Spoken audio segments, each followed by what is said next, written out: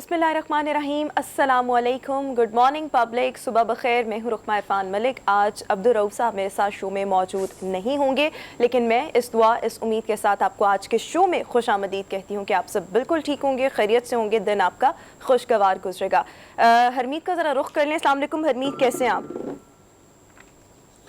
वालेकुम सलाम, सत श्री अकाल, गुड मॉर्निंग। मैं बिल्कुल ठीक है, आप अपना सुनाएं। अब एक तो मेरे ख्याल में मौसम लाहौर का गर्म ही होगा, और गर्मी वैसे यहाँ पे भी ज़्यादा हो गई है, और हलचल जो है सियासत में भी अगर हम देखें तो उसमें भी गहमा गहमी है। कल का बड़ा अहम दिन है, और कल हम सोच भी रहे थे कि जिस तरह वज़ीर इमरान खान साहब का जो खिताब था, कई लोग कई हल्के इस बात पर गुफ्तगू भी हो रही थी कि कहीं ना कहीं वज़ीर आज़म इमरान खान साहब जो है वो इस्तीफ़ा देने की बात करेंगे, लेकिन उन्होंने ख़त के हवाले से बहुत सारी चीज़ें जो है वो कौम के सामने रखी, और उससे कबल जो है सहाफ़ियों को भी बुलाया गया, कौमी सलामती कमेटी में भी उस पर बात हुई। यकीनन मानिए कि हम जिस तरह इस ख़त के हवाले से कई सहाफ़ी या कई हल्कों में जिस तरह बातें की जा रही थी, उससे ये बिल्कुल मुख्तलिफ थी, और जो चीज़ें थी बड़ी तशवीशनाक किस्म की चीज़ें हमारे सामने आई हैं कि अगर अदम एतमाद कामयाब हो जाती है तो पाकिस्तान के हवाले से ये मौक़िफ़ बिल्कुल सामने आ चुका है मगरबी ताकतों का, कि पाकिस्तान की तमाम तर जो चीज़ें थी, जो गिले शिकवे थे, वो भी दूर हो जाएंगे और उनको माफ़ी दी जाएगी।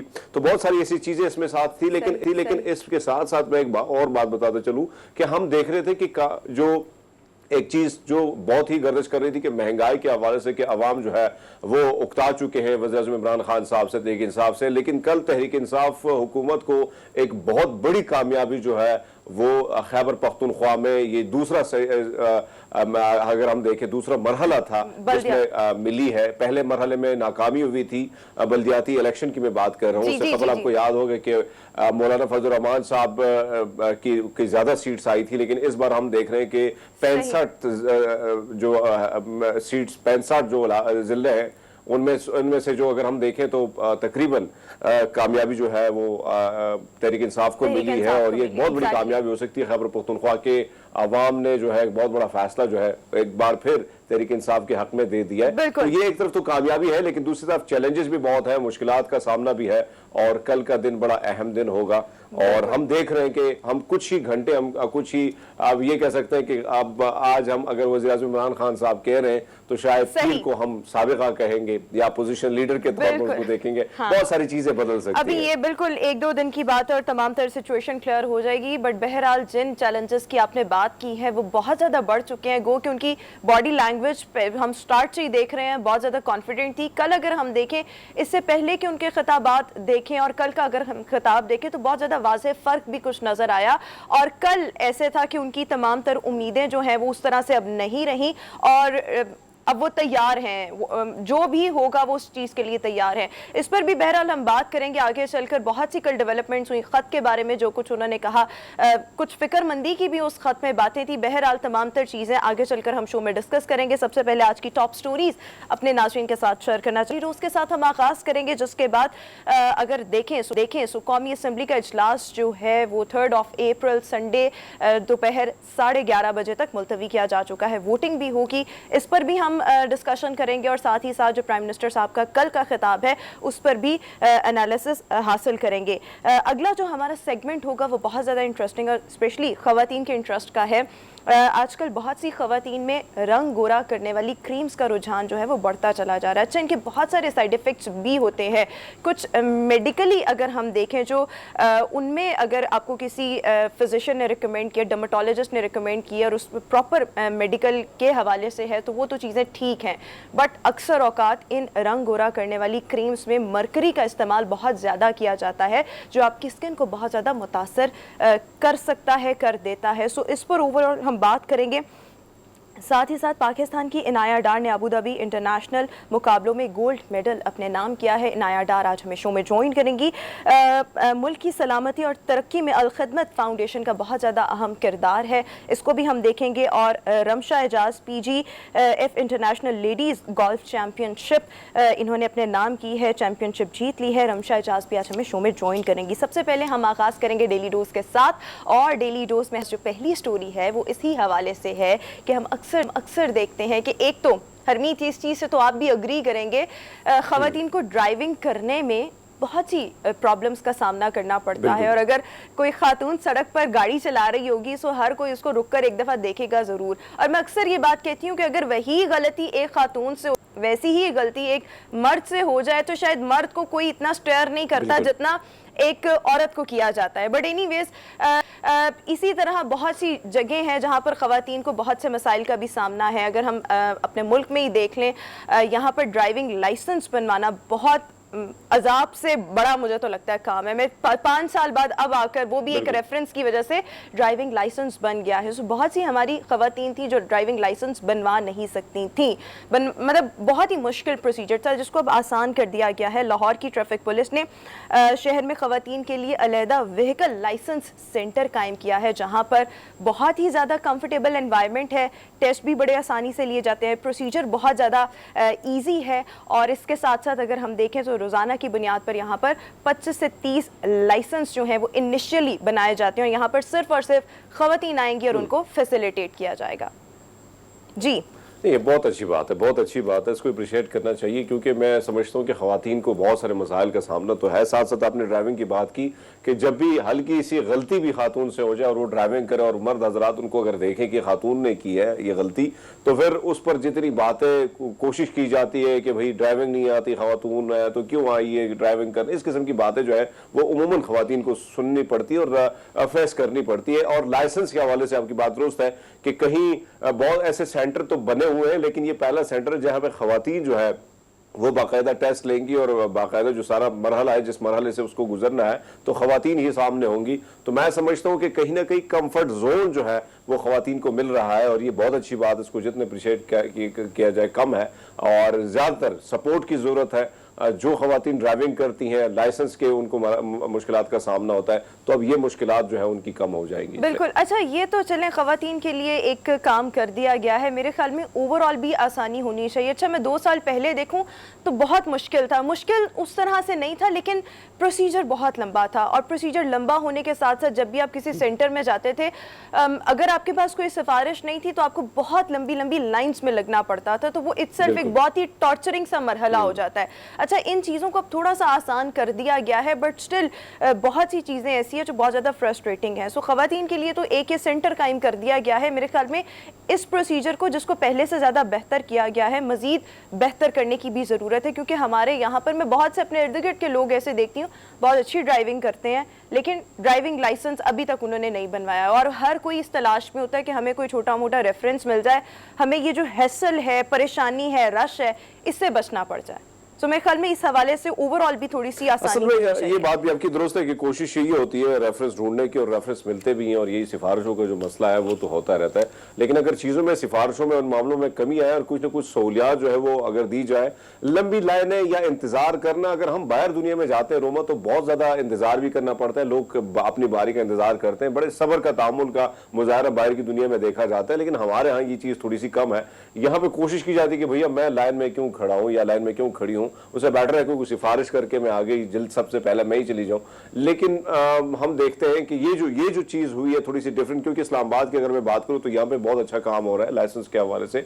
लेकिन अगर खवातीन के लिए एक अलग चीज़, सारा कुछ मरहला जो अगर वो हो रहा है लाइसेंस के हवाले से, सारी चीज़ें तय हो रही हैं, तो मेरे ख्याल में वो अच्छी बात है कि कम से कम खवातीन अगर लाइन में भी खड़ी इंतजार भी कर रही हैं तो खवातीन ही होंगी। वहाँ पे कोई उस तरह वो जो आपकी बात है कि स्टेयर करना, घूरना या बहुत सारी चीज़ों को का सामना भी खवातीन को करना पड़ता है, तो वो कम से कम नहीं होंगे वहाँ पे। बिल्कुल ठीक आपने बात की। अच्छा, इसी के साथ अभी हम अपनी अगली स्टोरी की तरफ आएंगे और अगली स्टोरी हमारे पास इसी हवाले से है जनाब कि हरमीत, अगर आप भी या मैं भी या हम सब किसी ऐसी जगह पर काम करते हैं जहाँ पर ट्रैफिक का शोर हमें बहुत ज़्यादा मुतासर करता है, हमें बहुत ज़्यादा परेशान करता है, या वहाँ पर एनवायरनमेंट में बहुत ज़्यादा आलूदगी होती है, एनवायरनमेंट बहुत ज़्यादा पॉल्यूटेड होती है, तो ऐसे में एक चीज़ ईजाद की गई है। और बताएं क्या चीज़ ईजाद की गई है?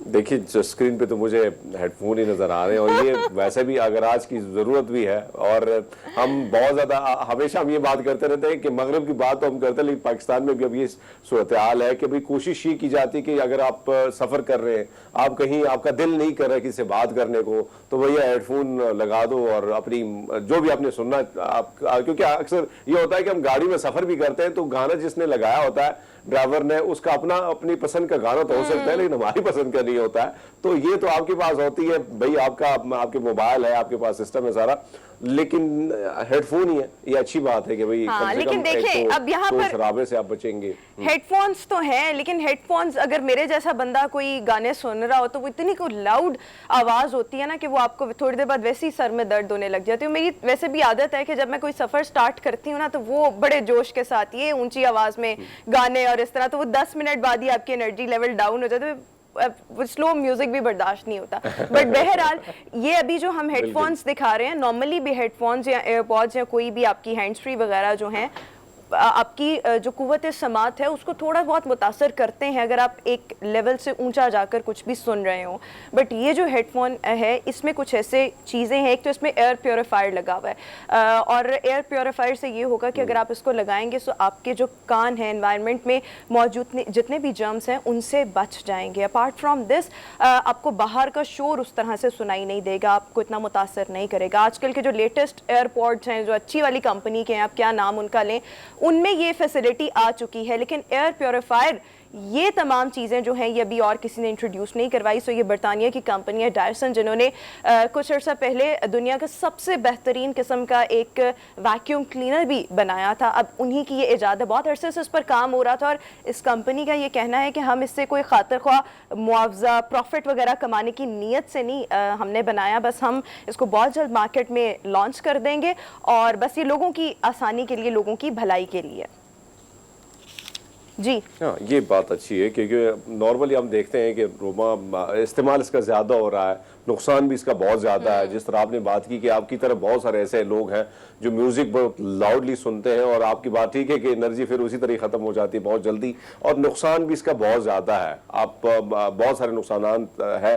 तो ऐसे में अगर आपको फ़ायदा एक चीज़ पहुंचा रही है और चीज़ का इस्तेमाल ज़्यादा हो रहा है पूरी दुनिया में, तो कम से कम अगर नुकसान पहुंचता है उसके बदले अगर फ़ायदा पहुंच सकता है, तो मेरे ख्याल में कंपनी ने एक अच्छा डिसीजन लिया कि मुआवजा जो है वो इतना ना लिया जाए, बल्कि कोशिश की जाए कि इंसानों ये जो समात का मसला होता है, दूसरी चीज़ों का मसला होता है, तो बहुत सारी चीज़ों से आप बच सकते हैं। मेरे ख्याल में ये एनवायरमेंटली फ्रेंडली भी है। आप ये भी देखें कि बहुत सारी चीज़ों से हाँ आप बच सकते हैं, कानों का के मसाइल से भी बच सकते हैं, और भैया साफ सुथरी हवा है और क्या ऑक्सीजन आपको मिले और क्या चाहिए। बिल्कुल ठीक हो गया। अच्छा, इसी के साथ डेली रोज की लास्ट स्टोरी जो है वो इस हवाले से। अच्छा हरमीत, यहाँ पे भी आपसे सवाल पूछना यही चाहूंगी, हम रोजाना बैठ के चाय पी रहे होते हैं और हमें पता लगता है कि हरमीत कहवा पी रहा होता है, ग्रीन टी पी रहा होता है, और उसमें आई एम श्योर कि आप लेमन का भी इस्तेमाल करते होंगे।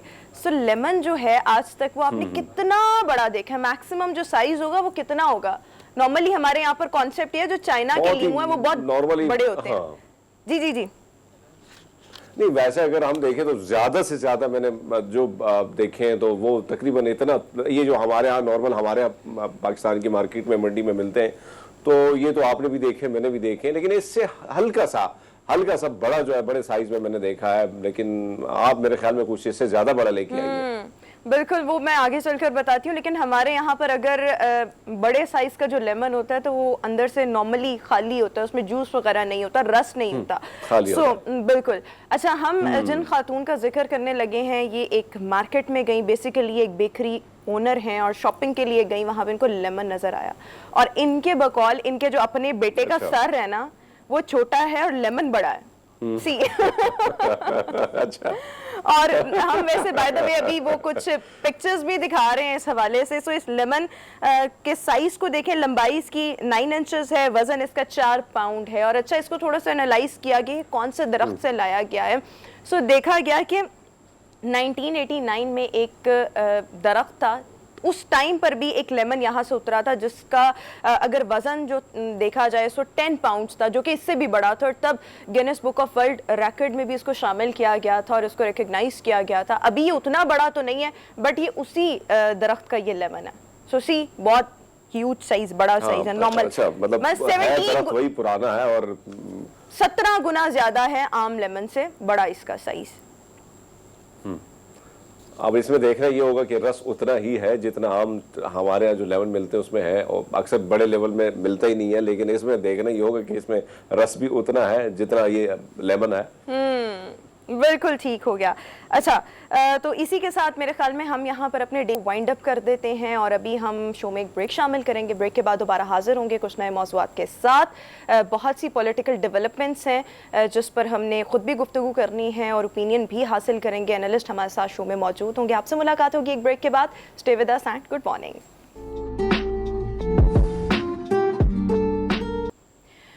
ब्रेक के बाद एक बार फिर से गुड मॉर्निंग पब्लिक में आपको खुशामदीद कहेंगे। कल की अगर हम डेवलपमेंट्स को देखें, पॉलिटिकल डेवलपमेंट्स तो बहुत ज़्यादा वो भी हैं। इस हवाले से कौमी असम्बली का इजलास जो है वो संडे के रोज़ तक मुलतवी किया जा चुका है और इस दिन वोटिंग भी होगी तहरीक अदम एतमाद को लेकर। इसके साथ साथ अगर हम देखें तो इमरान खान साहब ने कल कौम से खिताब किया, बहुत सी बातें की और कल उनके खिताब में एक चीज़ थोड़ी सी बड़ी आया थी और वो ये थी कि शायद अब वो इस सिचुएशन में है कि जो होगा देखी जाएगी। जो उनको एक उम्मीद थी, होप थी, शायद वो अब उस तरह से नहीं थी और उनकी उम्मीद दम तोड़ गई थी। बट एनीवेज, इसके साथ साथ जो मेन बात थी वो उस ख़त की थी जो उन्होंने कुछ रोज़ पहले एक जलसे में दिखाया था और इस हवाले से बात की थी। अब कल अगर हम इसको थोड़ा सा कंपेयर करें तो उन्होंने कॉन्शियसली या अनकॉन्शियसली अमेरिका का नाम लिया और फिर उसके बाद टिल्ट थोड़ा सा कर गए और किसी और मुल्क पर बात डालने की कोशिश की। बहुत सी बातें इस पर हम देखें तो नेशनल सिक्योरिटी का इजलास भी कल बुलाया गया, बट ओवरऑल देखें तो इस हद की हकीकत अभी भी एक मुअम्मा बनी हुई है और बहुत से जो सवालात हैं वो खड़े हो रहे हैं। तमाम तर मौजू पर गुफ्तगू करने के लिए सीनियर तजियाकार इफ्तिखार अहमद साहब हमें शो में ज्वाइन कर रहे हैं। Sir thank you so much, welcome to our show. Sir सबसे पहले तो यही बात जो खत के हवाले से उन्होंने कही, आपको कोई प्राइम मिनिस्टर साहब के खिताब में जो खत के हवाले से बातें की गई, कोई फिक्रमंदी नजर आई आपको?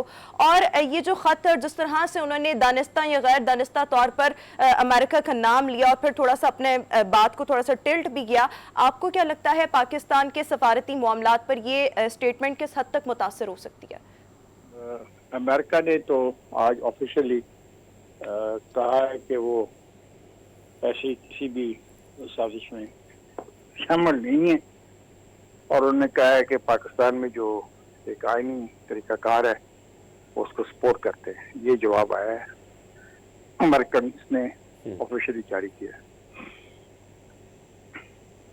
जी हरमीत। अच्छा इफ्तिखार साहब, अगर हम देखें तो इस लेटर के बाद कोशिश, अब बल्दियाती इलेक्शन की अगर हम बात करें तो खैबर पख्तूनख्वा में भी कहीं ना कहीं कुछ ज़्यादा कामयाबी तहरीक इंसाफ को मिली है कल, और आगे आपको क्या लगता है कि यही तुर्क का यही एक चाल थी, यही एक चाल जो है हमेशा अब खान साहब अपने पॉलिटिक्स में इसको इस्तेमाल करेंगे, इस दस्तावेज़ात को या इस खत को इसी तरह वो लेके जाएंगे अवाम की तरफ? अब देखिए, अवाम के पास जाना उनका जमहूरी और आईनी हक है।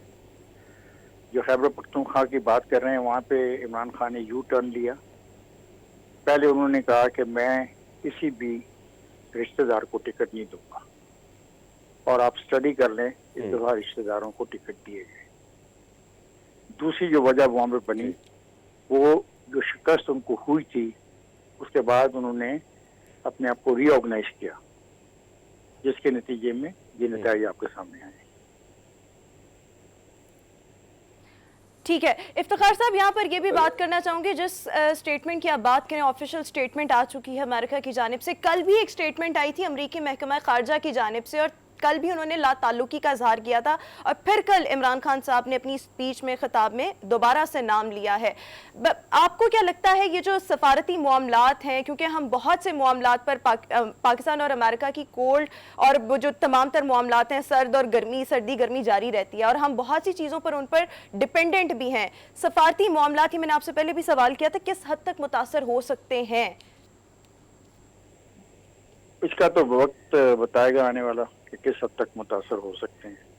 इमरान खान साहब एक पॉपुलर स्लोगन को लेके चलना चाह रहे थे और वो पॉपुलर स्लोगन मेरा ख्याल है कि अब नहीं चल पाएगा अमेरिका के इस बयान के बाद जो आज थोड़ी देर पहले वहाँ से जारी हुआ है। और वो इस्लाम एंटी अमेरिका स्टांस को इकट्ठा करके चलना चाहते हैं। ये लोगों ने फैसला करना है कि क्या उसको मानते हैं। इस वक्त उनके हामी दुनिया भर में जो बैठे हुए हैं वो पोल करवा रहे हैं उनके हक में। बड़े मजे की बात यह है कि जो पाकिस्तान में रहते ही नहीं, जिनको पाकिस्तान के मसाइल का इल्म ही नहीं, क्योंकि पाकिस्तान की गलियों मोहल्लों में बाज़ारों में, सड़कों पे क्या मुश्किलात हैं, माशी मुश्किलात क्या हैं, लोगों को रोज़गार के मसाइल क्या हैं, लोगों को महंगाई के मसाइल क्या हैं, वो पाकिस्तान से बाहर बैठे हुए उनके लिए वोट इकट्ठे कर रहे हैं। तो मैं तो उनको कुछ नहीं कह सकता, उनका हक है। जी हरमीन। अच्छा इफ्तिखार साहब, अगर हम देखें जिस खत में जिस तरह जिक्र किया गया है, जो कल वो सहाफ़ियों को भी और कौमी सलामती कमेटी में भी सारी चीज़ें जो उठाई गई हैं, लेकिन आपसे पूछना चाहूँगा कि अगर अदम एतमाद, वैसे तो लग रहा है कामयाबी हो जाएगी, अगर कामयाब हो जाती, जिस तरह इस खत में जिक्र है कि अमेरिका ने कहा है कि वाज़े तौर पर कि तमाम तर गिले शिकवे दूर हो जाएंगे, तो आपको लगता है कि मामला ठीक होने की तरफ चले जाएंगे जो नई हुकूमत आएगी? मेरे दोस्त, यहाँ तो आप जानबूझ के सवाल बार बार कर रहे हैं। पहले आप मुझे बताएं कि जो नेशनल काउंसिल सिक्योरिटी की आप बात कर रहे हैं, उन्होंने क्या बयान जारी किया? क्या उन्होंने अपने बयान में किसी मुल्क का नाम लिए, किसी धमकी का तस्करा किया? नहीं किया। तो फिर ऐसे ना करें। नहीं किया। आपने एक सवाल किया, इमरान खान ने एक तकरीर की, मैंने आपको बता दिया कि कुछ घंटे पहले अमेरिका ने, जो उनका होता है व्हाइट हाउस में जो स्पोक पर्सन खिताब करता है जर्नलिस्टों से, उसने इनकार किया। तो अब इस बात को आगे लेके जाए, मैंने ये भी मान लिया कि ये एक पॉपुलर स्लोगन हो सकता है इमरान खान का for future politics, anti America और इस्लाम की खिदमत करने का वादा और इस्लाम का मुबल्लिग होने का वादा बिल्कुल हो सकता है। ठीक है इफ्तिखार साहब, अगर हम कल का खिताब देखें और इससे पहले के खिताबात देखें, तमाम तर चीज़ें देखें, आपको पहले वाले इमरान खान में और कल के खिताब के बाद वाले इमरान खान में कोई फ़र्क नज़र आ रहा है? एब्सोल्युटली नॉट का जो लफ्ज़ उसने इस्तेमाल किया था, जिसके बारे में मोई यूसुफ वगैरह कहते हैं कि ऐसा कोई सवाल अमेरिका ने हमसे किया नहीं था और अमेरिका ने हमसे ऐसा कोई मुतालबा किया नहीं था, मैं ये लफ्ज़ इस्तेमाल करूँगा। वही बुरा मुखालफों को वही गालियाँ, चोर हैं, बेईमान हैं, लुटेरे हैं, नैब के वो है मुलजम हैं, लूट के खा गए हैं, शर्म आनी चाहिए कि वो पार्लियामेंट के रुकन है। मैं हैरान हूँ कि पार्लियामेंट के अरकान जो मुंतखब होके आए हैं, उनके बारे में इस किस्म के ख्यालात का इजहार करना क्या मुनासिब था एक प्राइम मिनिस्टर के लिए, जो इसके अपने बंदे मुंतखब होके आए हैं। अगर उनकी फर्दन कहानियां लोगों ने शुरू कर दी और होंगी, तो आपको पता लग जाएगा। एक की तो आज हुई है ना कि वो अमेरिका से तनख्वाह लेता है और यहाँ पे उनका मुशीर खास बना हुआ है। ये मुनासिब नहीं है। मैं इस रवैये के खिलाफ हूँ। जो लैंग्वेज इस्तेमाल हुई है पिछले दिनों में, एक खातून ने जो इस्तेमाल की है MNA ने, और एक स्पेशल एडवाइजर ने जो इस्तेमाल किया, वो भी आपने सुनी। तो हमें जो सोसाइटी में इन चीज़ों से एहतियात करना चाहिए। पॉलिटिक्स में तकरीर करना, अपना मौक़िफ़ पेश करना, अपना नज़रिया पेश करना हर इंसान का हक है, जब तक वो आइन के दायरे में और कानून के दायरे में रह के करता है। ऐसे इमरान साहब करें और बड़ी अच्छी अपना लीड कर सकते हैं। अगर उनकी पार्टी तितर बितर ना हो गई, बड़ा अच्छा लीड कर सकते हैं। जैसा कि मैंने कहा कि खैबर पख्तूनख्वा ने उन्होंने एक यू टर्न लिया। वो कहते थे कि मैं रिश्तेदारों को टिकट नहीं दूंगा, इस बार रिश्तेदारों को टिकट दिए, तो आपने बताया कि उनको कामयाबी हुई है। तो पॉलिटिक्स में चीजें आगे चलती हैं। पॉलिटिक्स एक खड़े हुए पानी का नाम नहीं है। जब पानी खड़ा हो जाता है ना, तो हम उसको पंजाबी में छप्पड़ कहते हैं। जी। छप्पड़ में बदबू आ जाती है, लेकिन जो पानी नहरों में से गुजरता है, जो दरियाओं की जानब जाता है, उसमें बदबू नहीं होती। इसी तरीके से सियासी अमल एक जारी अमल होता है। ठीक है जी हरमीन। अच्छा सर, इसके साथ साथ अगर हम देखें कि हुकूमत तो जा रही है, इसमें कोई शक नहीं है, वफाक में मामला इस तरह, लेकिन अगर पंजाब में इस मामला तमाम तर मामला को देखें तो परवेज़ इलाही साहब बड़े कॉन्फिडेंस, उनके जितने भी इंटरव्यू हम देख रहे हैं तो बड़े एतमाद में नज़र आ रहे हैं कि कामयाबी उनको ही होगी। लेकिन साथ साथ क्या आपको लगता है कि अलीम खान या जहांगीर तरीन जो है बहुत बड़ी रुकावट बन सकते हैं इस कामयाबी में? रुकावट बन सकते हैं, मेरा जवाब ये है। अच्छा सर, एक और चीज़ मैं आपसे ये पूछना चाहूँगी कि गुज़श्ता रोज़ जब प्राइम मिनिस्टर साहब ने खिताब किया है, आपको क्या लगता है इससे पहले उनको असेंबली के इजलास में तकरीर नहीं करनी चाहिए थी? देखिए, वो असेंबली को कुछ समझते ही नहीं है। वो असेंबली के बारे में कह चुके हैं कि मैं इसलिए नहीं जाता कि लोग मेरी तकरीर में शोर मचाते हैं। अब मुझे बताएं कि बात पार्लियामेंट जमहूरियत की करनी, और असेंबली में जो शोर होता है उससे डरना। दुनिया की तमाम पार्लियामेंट जो मैं टीवी शीवी पे देखता रहता हूँ, वहाँ पे तो हर प्राइम मिनिस्टर के खिलाफ शोर और गोगा होता है। वो तो प्राइम मिनिस्टर आते हैं पर जो भी सरबराह हैं उन इदारों के खिलाफ प्रेसिडेंट आएंगे, प्राइम मिनिस्टर जैसा भी इदारा है, जैसी भी थी वो असेंबलीज हैं, उसमें आते हैं, लोग चीखते हैं, चिल्लाते हैं, शोर मचाते हैं, तो इसका मतलब वो जाते ही नहीं। हमारे प्राइम मिनिस्टर ने तो साफ कहा he is on record by saying so. जो आदमी पार्लियामेंट में यकीन ही नहीं रखता, पार्लियामेंट में जाने को यकीन नहीं रखता, वो कहता है कि मैं लीडर ऑफ द अपोजिशन को नहीं मानता, वो चोर है। अब वो लीडर ऑफ द अपोजिशन को तमाम अपोजिशन पार्टियों के नुमाइंदों ने मुंतखब किया और वो तमाम अपोजिशन के नुमाइंदे वैसे ही लोगों से वोट लेके आए हैं जैसे पीटीआई के मेंबरान वोट लेके आए हैं। सही। ये पीटीआई के जो मेंबरान हैं उनके वोटों की तो इज्जत करता है, उनके वोटर्स की इज्जत करता है, लेकिन जो बाकी लोग हैं, जो वोटर्स हैं जिन्होंने अपोजिशन के लोगों को वोट दिया है, उन वोटों की तौहीन करता है और खुल के करता है। जी ठीक है, बहुत शुक्रिया इफ्तिखार अहमद साहब हमारे साथ शो में मौजूद एनालिसिस पेश कर रहे थे। हरमीत, बहुत सी बातें इफ्तिखार साहब ने भी कही हैं, लेकिन यहाँ पर एक और बात बार बार इफ्तिखार साहब ने एक ही बात कही है कि ऑफिशियल स्टेटमेंट आ चुका है, लाताल्लुकी का इजहार आज भी किया है, कल भी किया है, फिर शायद उस तरह से मामलात नहीं है। लेकिन ये हमें भी पता है कि अगर अमेरिका ने लाताल्लुकी का इजहार किया है, लेकिन वो तो उन्होंने स्टेटमेंट तो यही देनी है, कोई भी ये नहीं कहेगा कि हम इन्वॉल्व हैं। सो अगर आप इस चीज को देखें, बहुत से हल्के ये बात कह रहे हैं जिस तरह सफारती मामलात मुतासर हो सकते हैं, कुछ चीजों का भी ख्याल नहीं रखा गया जो रखा जाना चाहिए था। बहुत से लोग ये इस हवाले से बात कह रहे हैं कि अगर प्राइम मिनिस्टर साहब ही आगे कंटिन्यू करेंगे तो शायद सफारती मामलात मजीद खराब हो जाएं, बट अगर कोई और आ जाता है तो शायद मामला फॉरगिवन हो जाए। जी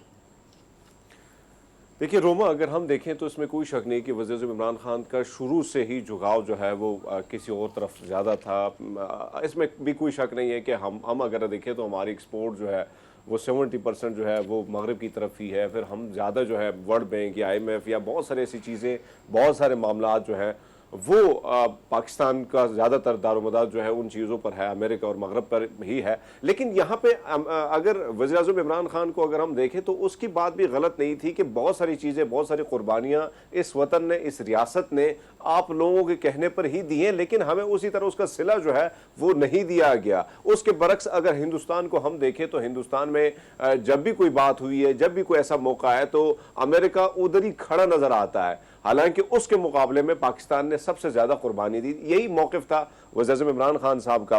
तो अब अगर हम देखें, इस खत को देखें तो बहुत सारे हल्के जो हैं उसको तो बड़ा लाइट ही ले रहे हैं, बहुत सारे इसका मजाक भी उड़ा रहे हैं, लेकिन आप देखें कि ये मामला जो है कोई आम खत नहीं है, कोई लव लेटर नहीं है। इसमें बहुत सारी ऐसी चीज़ें, क्योंकि कल सहाफ़ियों को भी बुलाया गया, सहाफ़ियों से भी ब्रीफिंग उनको भी दिखाया गया, कौमी सलामती कमेटी में भी ये चीज़ पेश की गई, उसमें भी ये बात की गई कि भाई हम, ये ज़ाहिर बात है कि मुल्क का अंदरूनी मामला है कि एक, अब ये तो ना हो ना कि अब यहाँ पे जो हुकूमत आएगी तो बाहर की दुनिया पे दबाव डालेगी कि अगर ये हुकूमत रहेगी तो भाई हम आपकी इमदाद नहीं करेंगे, हम आपको ऐसे, आपको इसका खमियाजा भुगतना पड़ेगा। ये इन धमकियों पे अगर सिलसिला इसी तरह चलता रहेगा तो क्या मुल्क आगे तरक्की कर पाएगा, या मुल्क जो पाँव पे खड़ा होना चाहता है, जो खुद मुख्तार एक रियासत है, क्या वो इसी तरह अपनी खुद मुख्तारी को बरकरार रख पाएगी? तो बहुत सारी चीज़ें, ऐसा नहीं है कि ख़त कुछ छोटा मोटा ख़त है, बहुत सारी चीज़ें इसके बारे में इसमें अंदर है और तशवीश है, तशवीशनाक है ये सारी चीज़ें। और आप देखें कि अचानक और हुआ है, माजी में बहुत सारी चीज़ें हमने देखी हैं रोमा, तो माजी से कभी हमने या हम सबक सीखना नहीं चाहते हैं या हमने सबक सीखने की कोशिश नहीं की है। बिल्कुल ठीक हो गया। हरमीत के इसी कमेंट के साथ अभी हम शो में करेंगे, ब्रेक के बाद दोबारा हाजिर होंगे। Stay with us and good morning.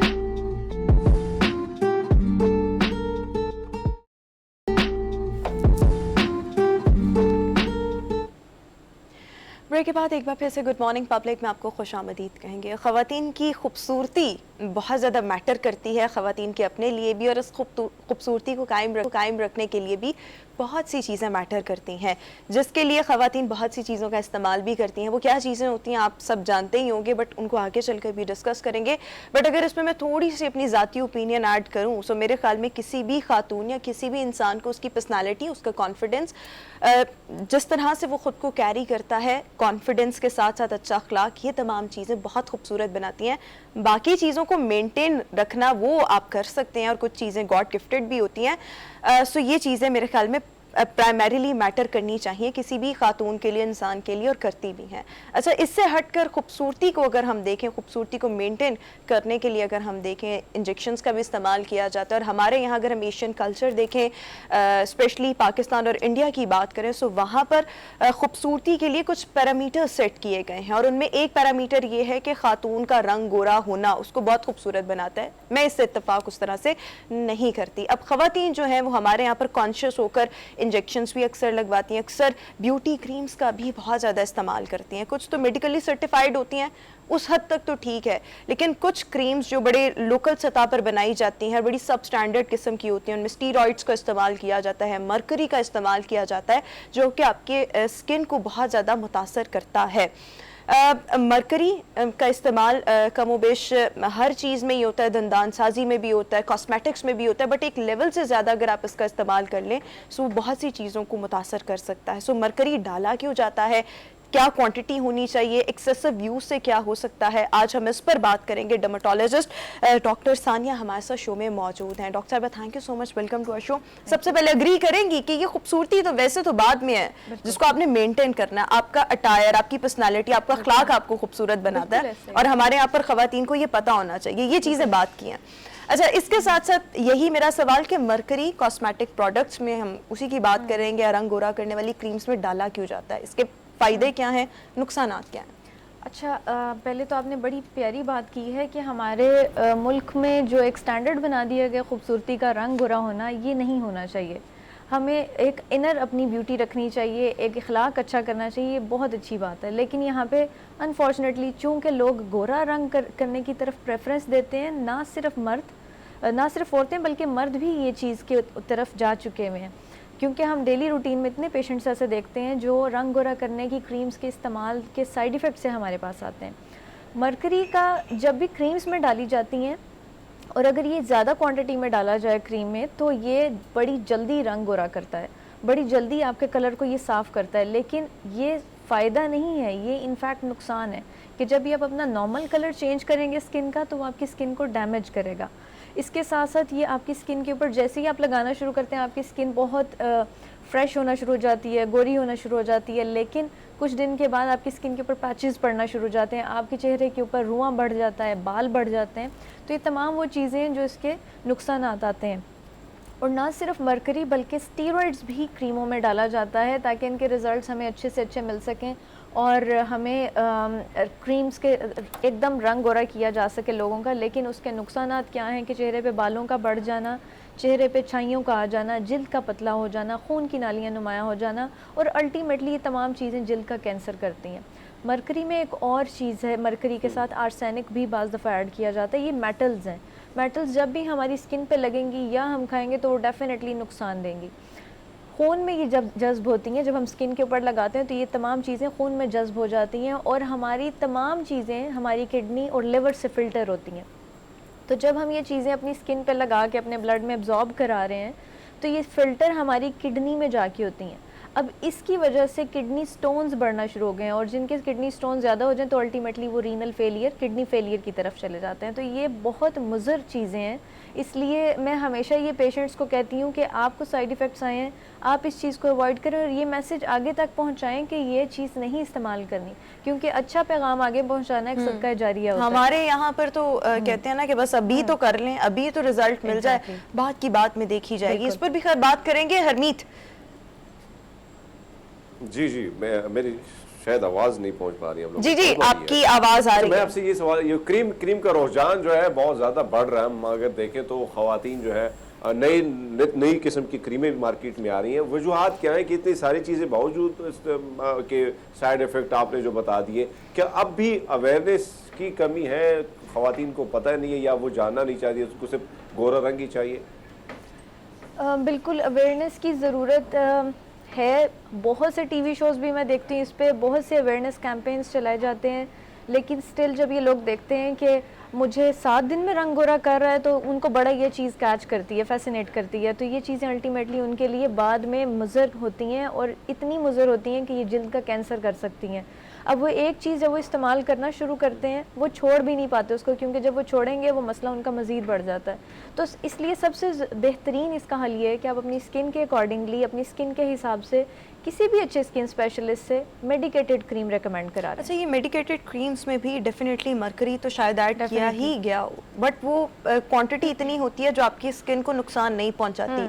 सो अगर हम इसका नॉर्मल इस्तेमाल करें या कम क्वांटिटी या जितनी रिकमेंडेड है उतनी करें, सो हमारी जल्द ठीक रहेगी और फ़ायदा देगी। फ़ायदा है इस सूरत में? मैं ये कहूँगी कि मरकरी, अब जितने बाहर के ममालिक में प्रोडक्ट्स यूज़ किए जाते हैं उनमें ये चीज़ नहीं होती है, मरकरी एडिड नहीं होता।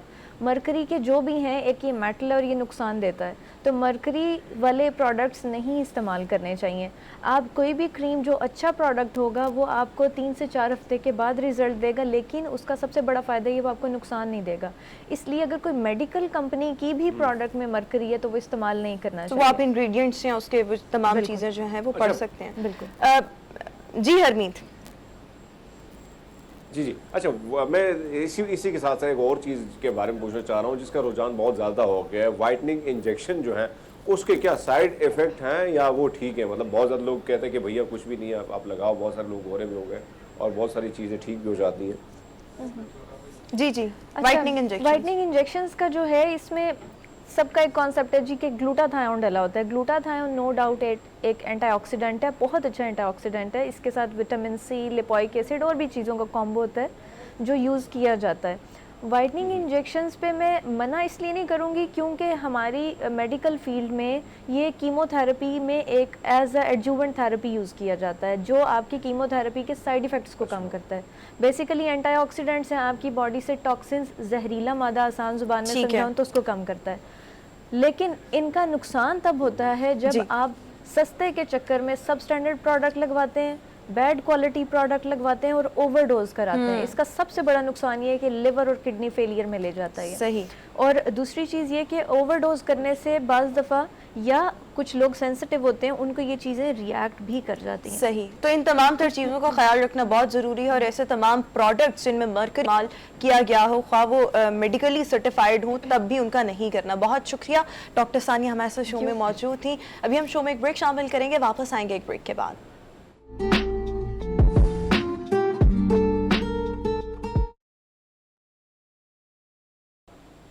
ब्रेक के बाद एक बार फिर से गुड मॉर्निंग पब्लिक में आपको खुशामदीद कहेंगे। व्यूअर्स, हम सब जानते हैं कि चैरिटी के हवाले से पाकिस्तान का पूरी दुनिया में बहुत ज़्यादा नाम है और ये बात बहुत ज़्यादा फेमस है कि पाकिस्तान के लोग जितनी चैरिटी करते हैं उतने शायद कोई और मुल्क वहाँ के लोग उस तरह से नहीं करते।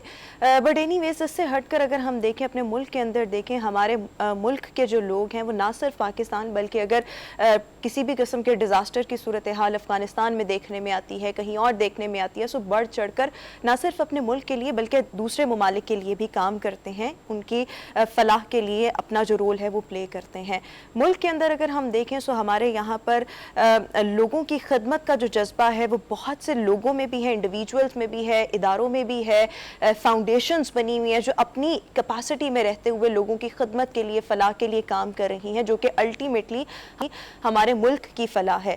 अगर हम नुमाया नामों में देखें तो ऐसा ही एक नाम अल खिदमत फाउंडेशन का है और अल खिदमत फाउंडेशन के सेक्रेटरी जनरल आज हमारे साथ इस वक्त शो में मौजूद हैं, शाहिद इकबाल साहब। शाहिद साहब, thank you so much, welcome to our show. बहुत नुमाया नाम अल खिदमत फाउंडेशन का फलाही कामों में है। सो सबसे पहले यही जानना चाहूँगी कि आप लोगों का दायरा कार क्या है और किन किन एरियाज़ में काम किया जा रहा है? बहुत शुक्रिया, एक तो आपने वक्त दिया और हमें बुलाया।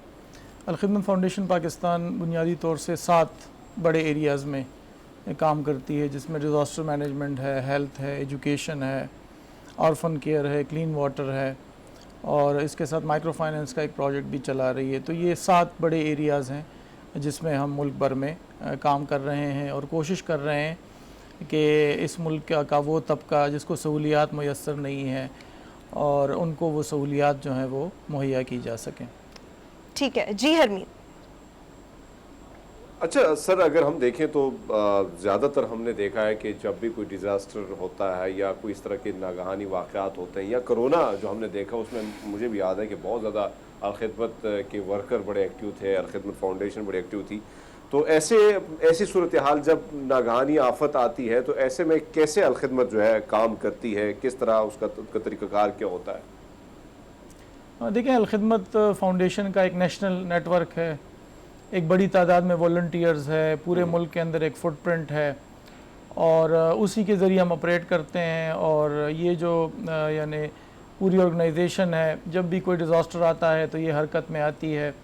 हमारे चूँकि वॉलंटियर्स इस मामले में ट्रेन है, आपको पता ही है पाकिस्तान में बदकिस्मती से नेचुरल डिज़ास्टर्स भी और मैन मेड डिज़ास्टर्स भी काफ़ी बड़ी तादाद में आए हैं और आते रहे हैं। तो अर्थक्वेक से अगर आप शुरू करें, फिर 2010 के फ्लड्स आए, आईडीपीज़ का एक बड़ा क्राइसिस 2008 में गुजरा। तो एक काफ़ी बड़ा एक ट्रेंड वॉलंटियर्स का चंक है जिसकी मुसलसल ट्रेनिंग्स भी होती रहती हैं और इसी के ज़रिए हम इस पूरे सिस्टम को ऑपरेट करते हैं, लोगों को रिलीफ पहुंचाते हैं और उनकी मदद की कोशिश करते हैं। अच्छा, जिस तरह से आपने मुख्तलिफ एरियाज़ बताए हैं जिसमें इस वक्त अलखदमत फाउंडेशन काम कर रहा है, माइक्रो फाइनेंसिंग है और बहुत सी चीज़ें हैं, डिज़ास्टर मैनेजमेंट, आप लोग यतीम बच्चों के लिए भी बहुत ज़्यादा काम कर रहे हैं। हम जानना चाहेंगे क्या काम किया जाता है, किस तरह से बच्चों की कफ़ालत की जाती है, बच्चों को अपने पास लाया जाता है, कहाँ से लाया जाता है और इस वक्त पाकिस्तान में किन किन जगहों पर अलखदमत फाउंडेशन यतीम बच्चों की कफ़ालत कर रहा है? जिसमें इस वक्त जो पाकिस्तान में यतीम बच्चों की तादाद है ये को 50 लाख के लगभग की तादाद है और मुल्क के मुख्तलिफ इदारे इसमें अपना रोल प्ले कर रहे हैं। अल्लाह का फ़ज़ल है कि अलखिदमत इस वक्त यतीम बच्चों की कफ़ालत में नंबर्स के अतबार से पाकिस्तान की सबसे बड़ी ऑर्गेनाइजेशन है और ये आवाम के एक एतमाद का मज़हर भी। इस वक्त हम 19,000 यतीम बच्चों को उनकी कफ़ालत कर रहे हैं। इसमें हमारे 2 प्रोग्राम्स हैं। एक में हमारा प्रोग्राम जो है वो ये है कि घरों पर उनकी कफ़ालत की जाती है और उनकी तालीम और तरबियत का और सारा जो सिलसिला है उसको देखा जाता है। एक हमारे ऑर्फनेजेस हैं, आगोश होम्स के नाम से आपने नाम सुना होगा। ये हमारा आगोशों का यानी ऑर्फनेजेस का ब्रांड नेम है। इस वक्त हमारे 18 आगोश होम्स जो हैं ये मुल्क भर में फंक्शनल है। तो ये जो 19,000 बच्चे हैं इनकी तमाम ज़रूरियात का, इनकी एजुकेशन का, इनके करियर प्लानिंग का, तो अलखिदमत इसके लिए एक पूरा जो है एक वेल प्लान्ड प्रोग्राम है जिसको लेके चल रही है। बच्चों को पढ़ाया लिखाया भी जाता है और फिर कल को अपने पाँव पे भी खड़े होते होंगे डेफिनेटली। अभी जी, तक कितने बच्चे हैं जिनको आपने सपोर्ट किया और वो आज कुछ ना कुछ बन गए हैं? देखिए, यानी ये तादाद तो बहुत बड़ी है। इस वक्त हमारे सिस्टम से सालाना 700 से 800 बच्चे निकलते हैं, यानी 700 से 800। जी हाँ, 700 to 800 बच्चे जो है ना वो निकलते हैं और इसमें बड़ी सक्सेस स्टोरीज़ हैं। डॉक्टर बने हैं, बल्कि अच्छे यानी डिस्टिंक्शन के साथ डॉक्टर बने हैं, इंजीनियर बने हैं, सॉफ्टवेयर इंजीनियर बने हैं। होंगे डेफिनेटली। और फिर वो आप लोगों के साथ आकर काम करना चाहते हैं कि जिस तरह से आप लोगों ने सपोर्ट किया, अलखदमत फाउंडेशन ने सपोर्ट किया, तो वो भी अब किसी का सहारा बन सके, आपके प्लेटफॉर्म से या खुद कुछ कर सकें। जी बिल्कुल, यानी इसकी एक पूरी बाकायदा एलुमनाई है इस वक्त हमारे ऑर्फन्स की, जो हमारे इस प्रोग्राम को सपोर्ट देते हैं। इसमें दोनों हमारे प्रोग्राम्स में हैं, ऑर्फन में भी हैं।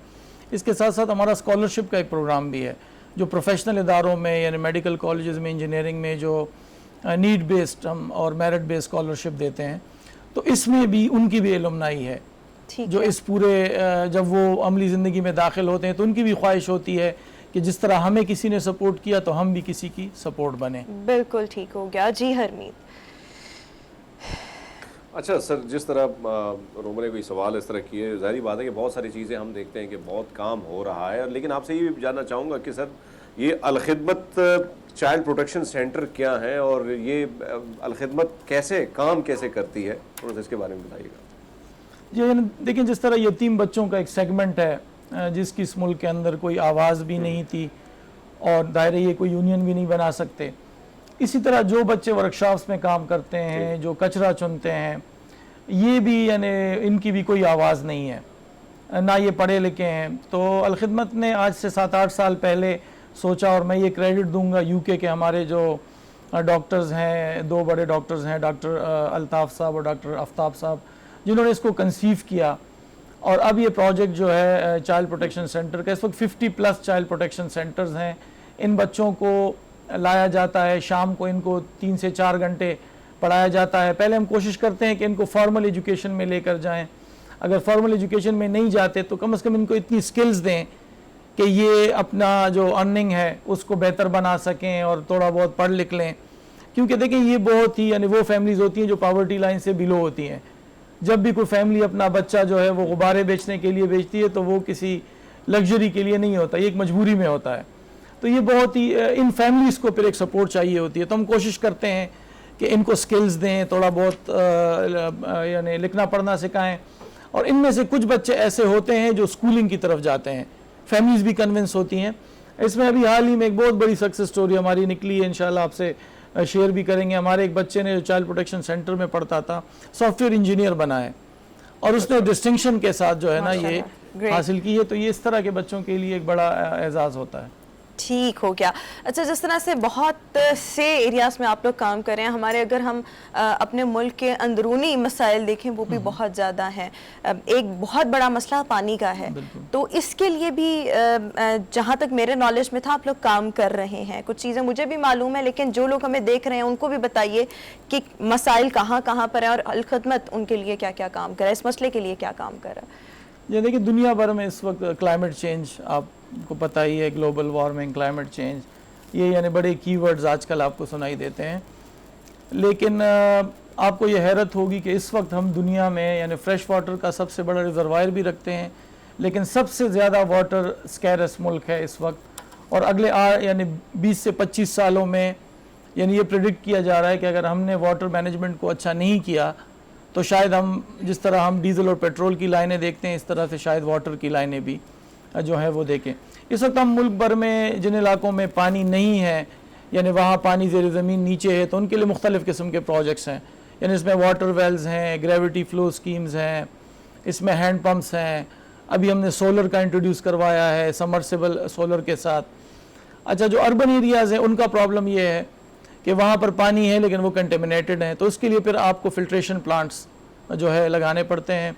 इस वक्त हम एनुअली 2000 के करीब प्रोजेक्ट्स कर रहे हैं और इस वक्त जो हमारे प्रोजेक्ट्स हैं ये तकरीबन कोई 13 से 14 हज़ार हम अल्हम्दुलिल्लाह कर चुके हैं। डेली इस वक्त हमारा 3.1 मिलियन लोग जो है ना यानी 31 लाख लोग पानी के इन मंसूबों से फ़ायदा उठा रहे हैं। पानी के मसाइल पर ही हम बात करें, आपको क्या लगता है सबसे ज़्यादा मसाइल पाकिस्तान के किस सूबे या किस एरिया, किस शहर में है? देखिए यानी ये सबसे बड़ा अगर आप पॉपुलेशन के एतबार से देखें तो आपके अर्बन सेंटर्स का मसला है। ठीक है। यानी इस वक्त लाहौर जो है अगर आप इसके पानी के, हम तो टेस्ट वगैरह करते रहते हैं पानी के लिए, तभी लेबॉर्ट्रीज भी बन गई हैं। तो बॉटल वाटर क्यों आया है? वो इसीलिए आया कि वो अर्बन सेंटर को और उसके पानी की ज़रूरियात को कैटर करने के लिए आया है। तो बाकी तो देखें ना, अगर आप रूरल सिंध में जाएं, अगर आप इंटीरियर पंजाब में जाएं, अगर आप बलोचिस्तान में जाएं, अगर आप KPK के साउथ में जाएं, तो हर जगह पानी का एक, क्योंकि देखिए पानी का, मैं अभी अबू धाबी यानी दुबई में पाकिस्तान पवेलियन गया था तो इत्तेफाक से वहाँ मौका मिला, पानी के हवाले से कॉन्फ्रेंस थी यानी पाकिस्तान में पानी के इश्यूज़ पर। तो मैंने वहाँ भी ये बात रखी कि पाकिस्तान को मेगा प्रोजेक्ट्स की ज़रूरत है पानी में, पानी के प्लानिंग में। ये छोटी मोटी चीज़ों से हमारे जैसे इदारे इसमें कंट्रीब्यूट कर रहे हैं, लेकिन ये हुकूमती लेवल पर, एक स्ट्रेटिजिक लेवल पर बड़े मंसूबों की, जैसे हमने कराची में सुना था K4 का और इस तरह से, तो ये बड़े मंसूबों कराची से अगर हम अंदरूनी सिंध की तरफ चले जाएं, वहाँ पर भी बहुत ज़्यादा मसाइल है, पानी भी बहुत बड़ा मसला है। वहाँ के लिए आपके कोई स्पेशल प्रोजेक्ट? बिल्कुल। इस वक्त हम देखें ना, तरपारकर आपको पता है दुनिया के बड़े डेजर्ट्स में से हैं। इस वक्त हमारा वो एक बड़ा फोकस एरिया है और वहाँ हम काम कर रहे हैं। और वहाँ आपको पानी के पता भी है, वहाँ मीठा पानी कम भी है। यानी अगर आप 4-5 प्रोजेक्ट करते हैं तो उसमें से 2 या 3 में से आपको ये चांस होता है कि वहाँ आपको यानी मीठा पानी जो है वो मिले, वरना ज़्यादातर वो खारा पानी होता है। ठीक हो गया जी हरमीत। अच्छा सर, अगर हम देखें किसी इदारे को चलाना हो या किसी नेटवर्क को फैलाना हो तो रज़ाकारों की बहुत ज़्यादा ज़रूरत होती है। और मेरे ख्याल में अगर हम अलखिदमत फाउंडेशन की बात करें तो वहाँ यहाँ पे बेतहाशा जो है वॉलंटियर्स हैं। ये बताइएगा कि आते कैसे आप लोग इनको कायल करते हैं सर? वैसे तो खुद ही आते हैं और रोज़ाना आते हैं, लेकिन बहरहाल इसका एक निज़ाम जो है वो हमने यानी वज़ा किया हुआ है। पाकिस्तान में 2-3 चीज़ें बड़ी पॉजिटिव हैं, वैसे तो बहुत ज़्यादा हैं, लेकिन हम अपने सोशल सेक्टर के तनाजुर में बात करेंगे। एक ह्यूमन रिसोर्स जो है वो अवेलेबल है सोशल सेक्टर के लिए। लोग वॉलंटियर करना चाहते हैं, उनको सिर्फ आपको मैकेनिज़्म बताना होता है, आपको उनको कोऑर्डिनेट करना होता है। तो एक तो ये है कि चूँकि हमारा एक डीप डाउन मैकेनिज़्म है, रीजनल ऑफिसेज़ हैं, डिस्ट्रिक्ट ऑफिसेज़ हैं, प्रोजेक्ट्स हैं, तो लोग उसमें आते हैं और हर तरह के वॉलंटियर्स आते हैं, यानी जिसको आप फुट सोल्जर कहते हैं वो भी होता है, और जो प्रोफेशनल्स होते हैं ना, डॉक्टर्स होते हैं, इंजीनियर्स होते हैं, उनकी भी एक बड़ी तादाद, और इस तरह के यानी फाइनेंस के लोग और बाकी भी, तो ये होते हैं। और दूसरा पाकिस्तान का जो सबसे बड़ा एक और प्लस आप लोग, इन्होंने अभी बिल्कुल जो आपने इंट्रो में जिसका जिक्र किया, पाकिस्तान में वसाइल भी लोग देने के लिए तैयार होते हैं। अगर आप इसको यानी साबित करें कि आप उसको मैनेज कर सकते हैं, तो पाकिस्तान के अंदर से वसाइल का मिलना भी कोई बहुत बड़ा, लोग भी आपकी बढ़ चढ़कर हेल्प करते हैं, बिकॉज सिर्फ हर एक को यही चाहिए कि हम अगर किसी के लिए कोई काम कर रहे हैं, फलाह के लिए, इंसान की किसी भी इंडिविजुअल की फलाह के लिए काम कर रहे हैं, सो हमारा पैसा जो है वो सही जगह पर लगे, कोई अपनी जेब में ना डाले। तो ये बहुत बड़ा कंसर्न होता है, जिसके बाद कॉन्फिडेंस आप, और वो कॉन्फिडेंस आप अपने एक्ट से, अपने कामों से गेन करते हैं। बट एनीवेज, जिस तरह से आपने अपनी गुफ्तगू में भी कहा, खिदमत फाउंडेशन के पास बहुत बड़ा वॉलंटियर्स का नेटवर्क है। किस तरह से वॉलंटियर्स आपके पास आते हैं, कितने वॉलंटियर्स इस वक्त हैं, और फिर कहाँ कहाँ से आते हैं, क्या काम करते हैं, और उनका मोटिवेशन लेवल क्या होता है, जिसकी बेस पर जाहिर बात आप अपना वक्त निकाल के काम कर रहे हैं, तो मोटिवेशन तो फिर कहीं ना कहीं से होती होगी। देखिए, यानी जिस तरह हम एक इस्लामी मुल्क में है ना, यहाँ तो सबसे बड़ी मोटिवेशन सवाब की होती है और लोगों के खिदमत के जज्बे की होती है कि हम कंट्रीब्यूट करें यानी माशरे में, और ये यानी हर रिलीजन में है। तो पाकिस्तान चूँकि एक इस तरह के एक मुल्क है कि जिसमें लोग ये चाहते हैं कि हम अपनी कम्युनिटीज़ की हेल्प करें, हम जो है कंट्रीब्यूट करें, तो ये एक बड़ी यानी उसमें सवाब यानी, और वाकई मेरे ख्याल में सवाब की नीयत से ही तमाम जो मुसलमान हैं वो कुछ ना कुछ ऐसा करते हैं। बस यही बात कि कॉन्फिडेंस गेन करने की ज़रूरत है, तो एक दफ़ा एतमाद कायम हो जाए तो फिर लोग जो है वो बढ़ चढ़कर खिदमत करना चाहते हैं और लोग करते भी हैं। बहुत शुक्रिया शाहिद इकबाल साहब में मौजूद है। अभी हम शो में एक ब्रेक शामिल करेंगे, हाजिर होंगे एक ब्रेक के बाद।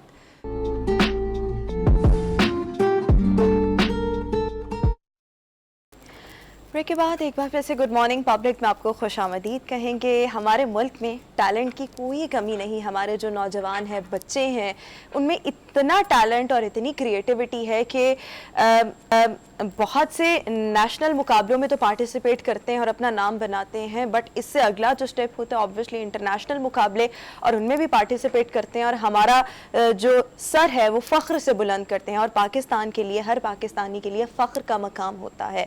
ऐसी ही बच्ची से आज आपकी मुलाकात करवाने जा रहे हैं। महज 7 साल उम्र है, इनाया डार इनका नाम है, और जुजित्सु मुकाबलों का, इंटरनेशनल मुकाबलों का इनकाद किया गया अबू धाबी में, जिसमें इनाया ने पार्टिसिपेट किया और गोल्ड मेडल जीतकर हम सब को जो है वो मतलब एक अच्छा फील भी करवाया, और ऑब्वियसली हमारे मुल्क के लिए भी एक फ़ख्र का मकाम है। सो इनाया आज इस वक्त शो में हमारे साथ मौजूद है। Inaya, thank you so much, congratulations. Thank you. अभी ब्रेक में जब हम थे, तो इनाया तो बहुत लाउड थी और बहुत दबंग अंदाज था। क्या हुआ है इनाया? क्या हुआ? सो इनाया, ये जुजुत्सु के बारे में बताओ। जहाँ तक मुझे लगता है ये थोड़े से जुडो जैसी गेम है, ऐसी है? बताओ ना, ये कैसे? लोग सुनना चाहेंगे। जुडो जैसी है, अच्छा, लेकिन है नहीं जैसी है बट एग्जैक्ट वैसी नहीं। तो मुक्के नहीं है। फिर क्या है? हाथ पांव तोड़ने हैं। किसके हाथ पांव तोड़ने? की जो आपके साथ लड़ रहे हैं। आपके हाथ पांव तोड़ने हैं? मेरे ना तोड़ेगा, मैं तो देखा ही कुछ नहीं दुनिया में। बट एनीवेज, ये इस वक्त हम अपने व्यूअर्स को कुछ विजुअल्स में भी दिखा रहे हैं ये किस किस्म का गेम है। कमोबेश जुडो जैसे ही है, बट इसके थोड़ा सा फ़र्क है। सो इनाया 7 years old। इनाया, मैं स्टोरी आपकी पढ़ी थी कुछ रोज़ पहले, भी हमने डिस्कस की थी। आज हमने आपको बुलाकर आपके साथ बहुत सी बातें करनी है। ये बताओ कि ये कितना मुश्किल है, और आप सिर्फ 7 years old हो, आपको इस बारे में ट्रेनिंग किसने दी? और आपका शौक भी तो होता है ना, शौक था फाइटिंग का, इन चीज़ों का शौक है? किस चीज़ का शौक है? फाइटिंग का? क्यों? Speak up. बाबा ने आपको डर नहीं लगता है मार पिटाई से? डर नहीं लगता? नहीं। ये जो हरमीत भाई है ना, ये बड़े डाडे किस्म के हैं, जिम भी करते हैं। इनका मुकाबला कर सकती हो? बॉडी शॉडी भी है? अच्छा, चलो जबरदस्त हो गया। कौन सी क्लास में हो इनाया? 2 क्लास में हो, 2nd ग्रेड में हो, और कौन से स्कूल में हो? लकास। अच्छा, ट्रेनिंग आपको फादर की तो सपोर्ट थी और वो चाहते थे आप कुछ करें, बट स्कूल में आपको इस हवाले से ट्रेनिंग दी गई? किसने दी? स्कूल पे नहीं, अब मेरे जो जिम है उस पे जो मेरा कोच है उन्होंने दी, अच्छा कोच क्लिंटन है। अच्छा अच्छा, सही हो गया। और कितनी देर मतलब इनाया, कितनी आपसे बच्चे वैसे बहुत ज्यादा डरते होंगे ना? वो तो दोस्ती नहीं करते। हाय, वो तो तोड़ देते दोस्ती नहीं करते भाई, हम आपसे दोस्ती है। राया ने कहा है वो तो दोस्ती ही नहीं करते। क्यों नहीं करते? डरते हैं। वो डरते दोस्ती हैं? क्यों करेंगे ले। नाया? आप तो कह रही कि मैं हड्डियां तोड़ती हूँ सबकी, तो फिर कैसे दोस्ती करेंगे? कैसे दोस्ती करेंगे आप जब ऐसे उनको प्यार पता करती होगा हो, आप दोस्तों से ठुकाई कहो कर कि दोगे। भाई हाँ स्कूल में थोड़ी ना करूंगी। स्कूल में, हाँ भाई नाया कह रही है मैं स्कूल में थोड़ी ना लड़ाई करूंगी, बाहर करूंगी। तो अच्छा वैसे लेकिन लड़ाई आप खौफ तो करेंगी आपने बना दिया क्यों? है। हाँ, खौफ आ गया। लड़ाई करेंगी क्यों? आपको कोई क्या कहता है तो आपको सबसे ज्यादा गुस्सा आता है? जब मेरी छोटी बहन मुझे सबसे ज्यादा तंग करती कैसे तंग करती है? क्या करती है? देखना मैंने कुछ किया होता नहीं है, कहती है आपने मुझे ये किया है, आपने मुझे वो किया है। अच्छा, आप आपा भी हो? आप ही कहती है इतनी मुझे। छोटी सी नाया है। चुपके से मुक्के तो नहीं मारती हो ना उसको? अच्छा, तो फिर आपको गुस्सा आता है, फिर आप क्या करती हो? पानी पीती हो या फिर ठक ठक? वाकई में? कितने बहन भाई हो? दो बहनें हो? अच्छा चलो, दो बहनें हो। और जब इनाया, आपने जी हरमीत इनाया, जी हाँ मैं इनसे यही पूछना है कि भाई इसके अलावा कुछ और गेम वगैरह खेलती हैं, पसंद है कि नहीं? सिर्फ जुजिस्टो, मार पिटाई, हड्डियां तोड़ना? इसके अलावा कोई गेम नहीं, लेकिन फिजिकल एक्टिविटी मेरे घर पे होती है। Musical activity? किस किस्म की एक्टिविटी होती है वो? अच्छा, साइकिलिंग, पेंटिंग, अच्छा, ये तो फिर कुकिंग। अदर एक्टिविटीज में आ गया ना। अच्छा, और इनमें से किस चीज का, किस एक्टिविटी का आपको सबसे ज्यादा शौक है इस गेम से हटके? गेम से हट के साइकिलिंग और बेकिंग। बेकिंग का भी शौक है? आप बेकिंग यानी आपको आती है? सबसे अच्छा क्या बेक कर लेती हो नाया? Cookie cookie. Cookie, cookie, okay. और ये आपका गोल्ड मेडल है? अच्छा, इसका क्रेडिट आप किसको दोगी? अपने आप को, मामा बाबा को, कोच को, या सबको? मामा पापा मामा बाबा को, कोच को भी तो देना चाहिए ना? सारों को। सारों को दोगी? हमें भी दे दो ना, देखो हमने आज आपको शो मेहनत तो में उसने बुलाया। बहुत की होगी। पूरे पाकिस्तान को देते थे। अच्छा, वो बस कह रही है बस चुप कर जाए भाई, मैं पूरे जब पाकिस्तान आपका को दे सामना रही हूँ। हुआ, हमना सामना हुआ, जी तो हरमीत। जारी बात है कि वही, और थाई वाले तो बड़े ज्यादा होते हैं ना, मार पिटाई में बड़े तेज होते हैं, तो डर लगा था उस टाइम कि भाई मुझे पीट देगी कहीं? पहले शुरू पे होता है कि डर लग रहा है, अगर नहीं हुआ तो क्या होगा, अगर हो गया तो क्या होगा। शुरू पे डर लगा, लेकिन जब उस स्टेज पे गई ना तो मुझे एक्साइटेड थी मैं। आप एक्साइटेड थी। और देखो, जीतना हारना वो किसी भी गेम का हिस्सा होता है, और अगर आप हार जाते हो तो आप में स्पोर्ट्समैन स्पिरिट होना चाहिए, लेकिन जीत जाना, और फिर सबसे बड़ी बात कि आप इतने बड़े प्लेटफॉर्म पे इंटरनेशनल मुकाबलों में आपने पार्टिसिपेट किया। हार जीत तो बात की बात है, वो तो फिर एक एडिशनल चीज़ हो जाती है। अगर आप ना भी जीते तो मेरे ख्याल में पार्टिसिपेशन ही बहुत बड़ी बात होती है। अच्छा, ये तमाम चीज़ें तो हो गई। अच्छा, यहाँ से आप किसके साथ मुकाबले में पार्टिसिपेट करने गई? कोच थे, मामा बाबा थे, कौन था? मामा बाबा तो पहले उम्रा करने गए थे, ठीक है। डायरेक्ट दुबई लैंड गए। अच्छा, फिर हम लोग सुबह निकले Abu Dhabi. Abu Dhabi, okay. मैं थी, मेरे बाबा थे, मेरी दादो थी, मेरे कोच थे, कोच रेस्टर, कोच क्लिंटन था, मैं थी, बाबा। मामा दादो आप सब थे? अच्छा सारे। ठीक है। फिर अब वहां पर गए, फिर कौन कौन आपके कंपेटिटर्स में कौन कौन थे, या बच्चे थे, बच्चियां थी, कौन कौन से ममालिक से लोग आए हुए थे, कंट्रीज कौन कौन से थी? वो मुकाबले के हवाले से भी बताओ ना। सारी कंट्रीज थी, सारी कंट्रीज थी, पूरी दुनिया की? पूरी दुनिया की। अरे नहीं, ऐसे नहीं हो सकता। वहाँ पर तो 5 करोड़ से भी ज्यादा बच्चे थे। वहां पे 5 करोड़ से भी? तो फिर सबने ओए, इकट्ठे मुकाबला कैसे कर और लिया? आपका कितना मुकाबला किन किन के साथ हुआ? मेरा मुकाबला हुआ कितने लतीफ़ा लोगों के साथ? और शम्सा के साथ। फाइनल राउंड मेरा शम्सा के साथ था। शम्सा ने थोड़ी टफ दिया था मुकाबला, लेकिन शम्सा का ताल्लुक लतीफ़ा कहाँ को से मैंने था? शम्सा का ताल्लुक कहाँ से था? कौन सी कंट्री से था? UAE। यूएई से था। सही हो गया। अच्छा इनाया, आप इतनी वो एनर्जी वाली उसने आपको टफ टाइम दिया? ये इतना एनर्जी वाला ये गेम है और कंपटीशन, इसके लिए आपके पेरेंट्स, आप खुद आप खाने पीने का ख्याल करते हो? हाँ जी, क्या खाती हो? फिलहाल तो मेरा जंक फूड से कोई ताल्लुक नहीं है, बस डे पे एक चीट डे होता है। अच्छा, यानी वीक में एक चीट डे होता है या डे में एक टाइम चीट डे होता है? वीक में वीक में। और फिर जब नॉर्मली आप चीज़ें खाती हो तो वो क्या होती हैं? फ्रूट्स, मीट, ये सारे खाती हूँ। लेकिन सबसे फेवरेट मेरी इस रूटीन में ना सबसे फेवरेट पार्ट है एक चीज़ खाना। क्या बताओ? वो फ्रूट्स में कुछ है। तो बताओ ना। क्या है? आप कैसे करें? ले, मैं हरमीत ही, इसने वही काम किया जो मैं डेली आपके साथ करती हूँ। Guess करो। अच्छा चलो लेट्स गेस। समर्स में से है या विंटर्स में से है? दोनों। दोनों का है।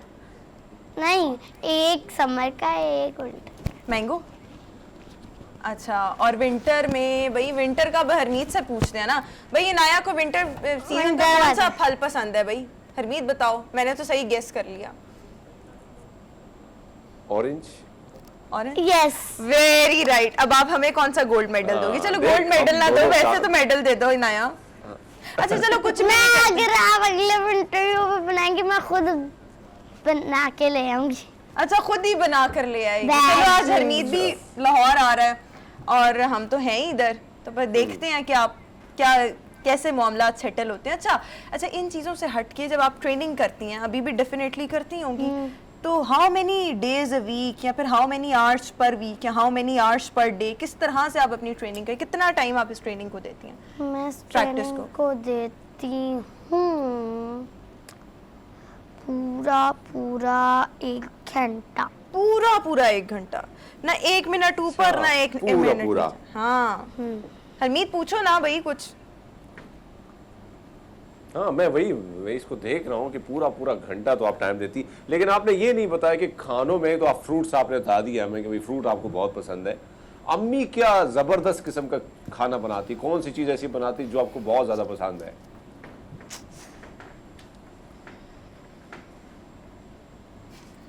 इनाया के मुंह सारी में चीजें भाई, सारी मुंह में चीजें। पानी आ गया। हाँ, वैसे अच्छा, सोचते सारी चीजें अम्मी अच्छी बना वो देती है। टॉम एंड जेरी वाला जो टॉम है ना, उसकी तरह इनाया जो थी ना, इसने डे ड्रीमिंग स्टार्ट कर दी थी, है ना?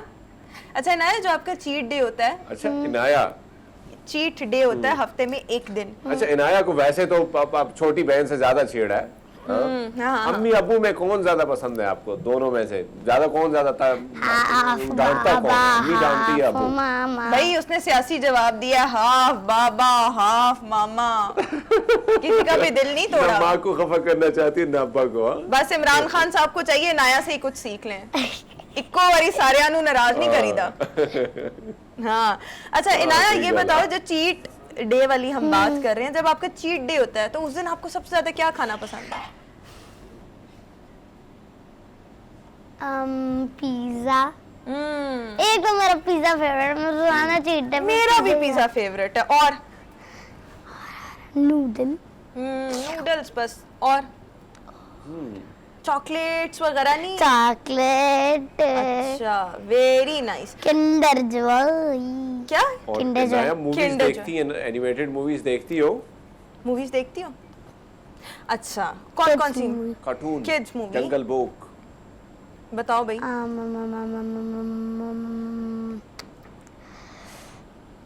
एक मैं मोटू पतलू। देखती हूँ, देखो मैं याद दिला रहा हूँ आपको। मुझे याद आया है, चल। मैं देखती हूँ बनी हॉप्स, सूटोपिया, और मैं क्या देखती हूँ, चलो, और भी बहुत कुछ देखती होगी डेफिनेटली। याद आएगा तो आगे चलकर बता देना। मुझे ये बताओ, मुझे बताया गया कि आपको भाई हॉर्स राइडिंग का भी शौक है, तो वो हॉर्स राइडिंग मैंने सोचा एक टाइम पर मैं सीखूंगी, फिर मैं डर गई कि मैं गिर गई तो मेरी हड्डी पसली ना टूट जाए, और अगर टूट गई तो 8 दफा गिरी हूँ। 8 दफा गिरी हो तो कोई फ्रैक्चर वगैरह तो नहीं हुआ? कभी भी Fracture नहीं हुआ? वगैरह कभी नहीं। गिरते कैसे हैं? मतलब गिर तो चल हो जाते ही हैं, बट क्यों गिरते हैं लोग इतना ज्यादा हॉर्स राइडिंग जब स्टार्ट करते हैं? उस पे वजह क्या है? What do you think?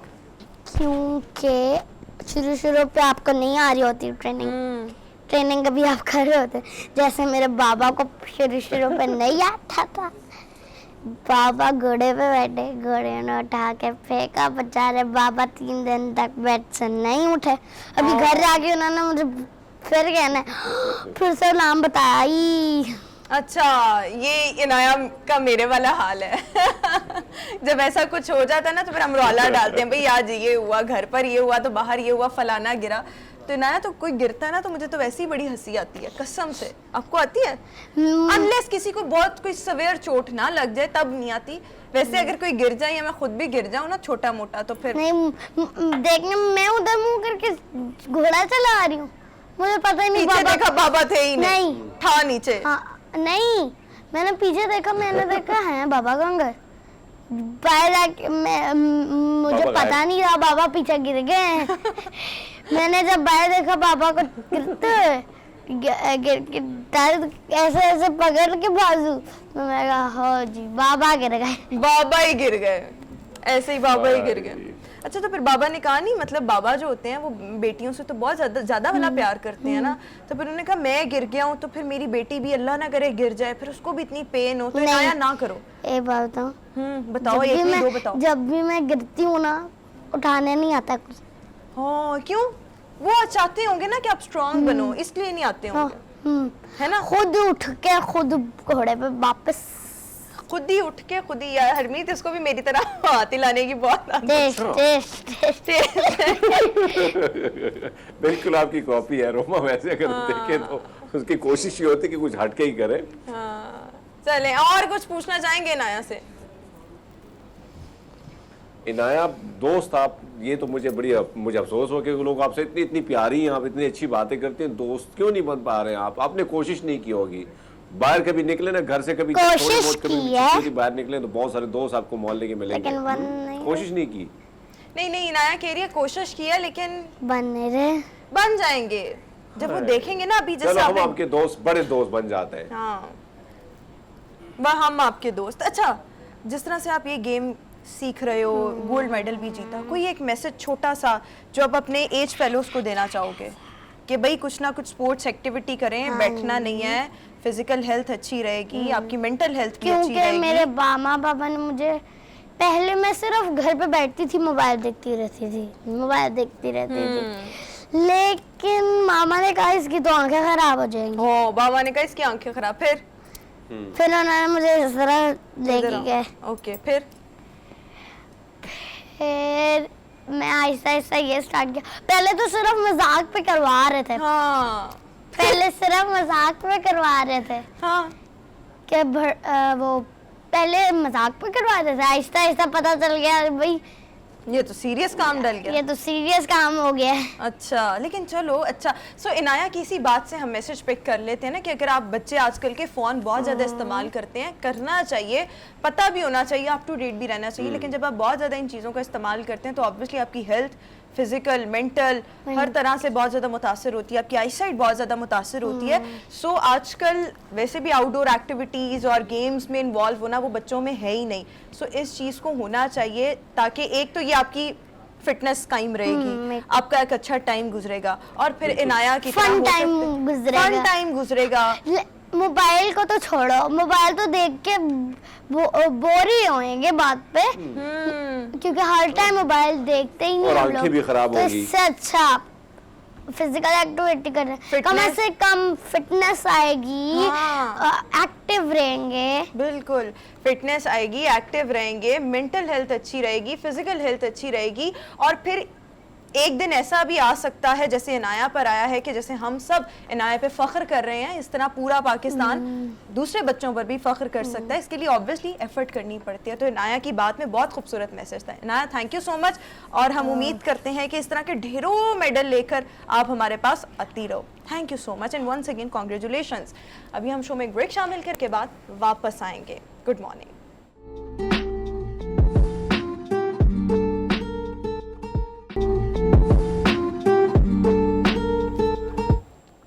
Break के बाद एक बार फिर से गुड मॉर्निंग पब्लिक में आपको खुशामदीद कहेंगे। ब्रेक से पहले हमारे साथ इनाया मौजूद थी जिन्होंने जुजित्सु इंटरनेशनल मुकाबलों में अबू धाबी में पार्टिसिपेट किया और हमारे मुल्क का नाम रोशन किया। अभी हमारे पास एक और ख़ातून मौजूद हैं जो कि गोल्फ़ खेलती हैं। अच्छा, नॉर्मली गोल्फ़ के बारे में एक चीज़ है कि गोल्फर्स वैसे ही बहुत कम लोग होते हैं। गोल्फ़ खेलना बहुत ही मेरे ख्याल में शौक़ वाला काम है, शौकीन मिजाज लोग हैं और मोस्टली जिन लोगों के पास मुख्तलिफ क्लब्स की मेंबरशिप होती है वही गोल्फ़ खेलते हैं। शौक़ कम बहरहाल होता है और जितना होता है वो मर्दों में होता है, ख़वातीन में उससे भी ज़्यादा कम होता है और ख़वातीन खेलती भी कम है।